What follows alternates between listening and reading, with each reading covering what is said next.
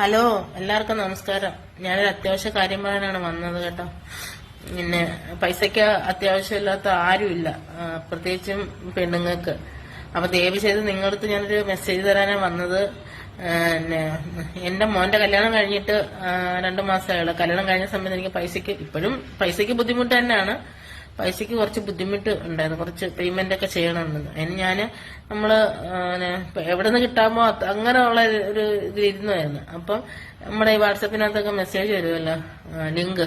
അപ്പൊ ആ ലിങ്ക് വഴി ഞാൻ അപ്ലൈ ചെയ്തായിരുന്നു. ലിങ്ക് വഴി അപ്ലൈ ചെയ്തു. അപ്പൊ ഞാൻ ഒറ്റയ്ക്കല്ല ചെയ്തത്, ഇംഗ്ലീഷൊക്കെ ആയതുകൊണ്ട് എനിക്ക് അറിയത്തില്ല. എന്റെ മകന്റെ വൈഫ്, മകനെ, എന്റെ ഇളയ മോനെ, പിന്നെ എന്റെ ചേച്ചിയുടെ മോന്റെ വൈഫ്, എല്ലാരും കൂടെ ചേർന്ന് അവർക്കുള്ള എല്ലാവർക്കും ഇട്ടു. അപ്പം 3 ഘട്ടം വരെ അങ്ങ് നമ്മുടെ ഡീറ്റെയിൽസ് മൊത്തം എത്തുന്നത് വരെ അവർക്ക് ഓരോ കുഴപ്പമില്ല. OTP കിട്ടി പടപടാന്ന് വരുവോ എല്ലാം നമ്മൾ കൊടുക്കുക.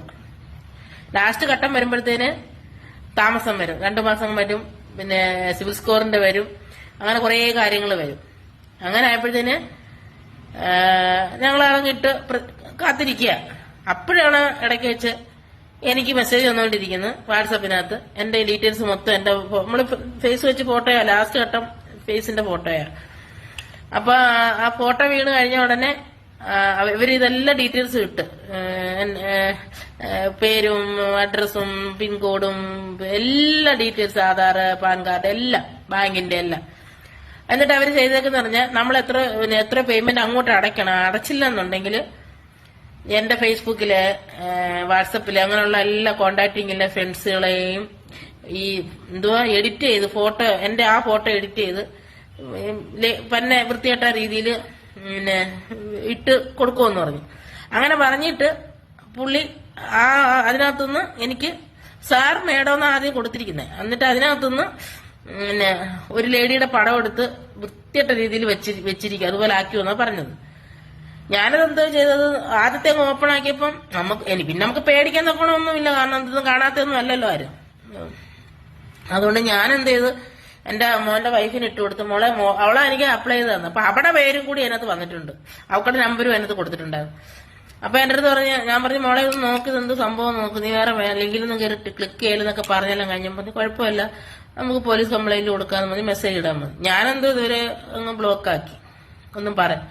അപ്പൊ വീണ്ടും അടുത്തതിനകത്ത് വന്നു. വീണ്ടും കോളൊന്നും ഞാൻ എടുക്കാറില്ല കേട്ടോ, ഒരു കോള് ഞാൻ എടുത്തിട്ടില്ല. വീണ്ടും വന്നു, അങ്ങനെ വന്നുകൊണ്ടേ ഇരിക്കുക. അപ്പൊ എനിക്ക് പേടിയൊന്നുമില്ല. പിന്നെ ചിലർക്കൊക്കെ പെട്ടെന്ന് അങ്ങനെയൊക്കെ കേൾക്കുമ്പോഴ് പേടി വരും. അങ്ങനെയാണല്ലോ ഓരോ കാര്യങ്ങൾ ചെയ്യുന്നത് നമ്മൾ, മാനസികമായിട്ട് പ്രശ്നങ്ങളും. ഒരിക്കലും അങ്ങനെ കയറി ആ ലിങ്കിലൊന്നും കയറി ക്ലിക്ക് ചെയ്യരുത് കേട്ടോ. നമ്മൾ പൈസ മേടിക്കുന്നതും ഇല്ല, പക്ഷെ അവര് തന്നെന്നും കൊടുക്കണമെന്നും പറഞ്ഞുകൊണ്ട് ഇങ്ങോട്ട് ബ്ലാക്ക്മെയിൽ ചെയ്യുക.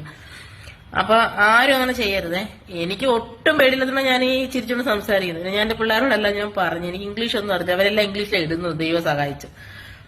അപ്പൊ എന്റെ അവന്മാരോടെല്ലാം ഞാൻ പറഞ്ഞു, മോനെ ഇങ്ങനെയൊക്കെ ഇതിലൊക്കെ വാട്സപ്പിലോ ഇതിലൊക്കെ എന്റെ പടമൊക്കെ വെച്ച് വരുവാണെങ്കിൽ മോനെ അന്ന് വിശ്വസിക്കല്ലേ, വേറൊന്നും തിരിച്ചരിക്കല്ലേ. ഞാൻ പറഞ്ഞു, അയ്യോ ഇല്ലമ്മേന്ന് പറഞ്ഞിട്ടുണ്ട്. ഞാൻ എല്ലാവരുടെ വീട്ടിൽ ഇരുന്നിട്ട് ജോലി ചെയ്ത് പൈസ മേടിച്ച് ജീവിച്ചു പോകുന്ന ഒരാളാ.